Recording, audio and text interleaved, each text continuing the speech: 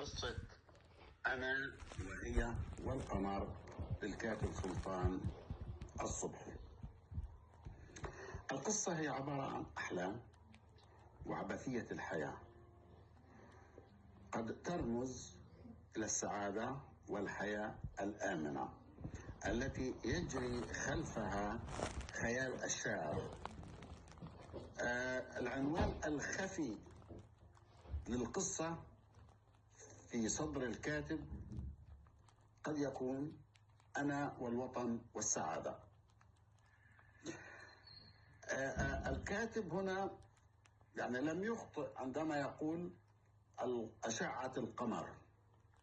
طبعا هو يعرف تماما أن القمر له ضوء منعكس وليس له أشعة، ولم يخطئ، لكن هو أراد أن يقول أن شعاع المحبوبة هو البائن وليس شعاع القمر، بل هو شعاع المحبوبة، والطموح نحو شعاع السعادة إنه حلم يراود الكاتب.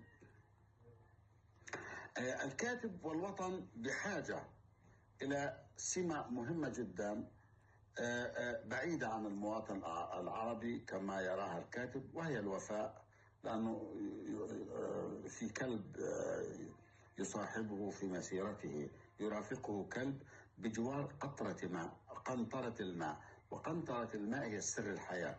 إذن سر الحياة موجود، يبقى الوفاء المعدوم في حياة المجتمع الذي يعيشه المواطن وهو المجتمع العربي.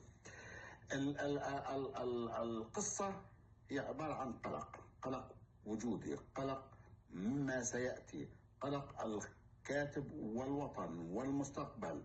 في النهاية يصاب الكاتب باليأس أو الشخصية باليأس من اللحاق بطموحه وتحقيق أهدافه، فيترك كل شيء ويسير وحيدا. طارت السعادة من أمامه، بل هو من تركها مع القمر، واضحة وصريحة. ترك السعادة أي المحبوبة واضحة صريحة مرئية، لكن كيف المنال وكيف التفاعل معها هو سر الحياة. أيضا عندما يقول ودلعها عنيف يقصد الدنيا ولا يقصد المحبوبة الجميلة التي تراود خياله، وإنما يقصد الدنيا التي عنيفة معنا كلنا في الوطن العربي. اللغة هنا بسيطة وسهلة، لكنها متكاملة، ليس بها فائض على الإطلاق.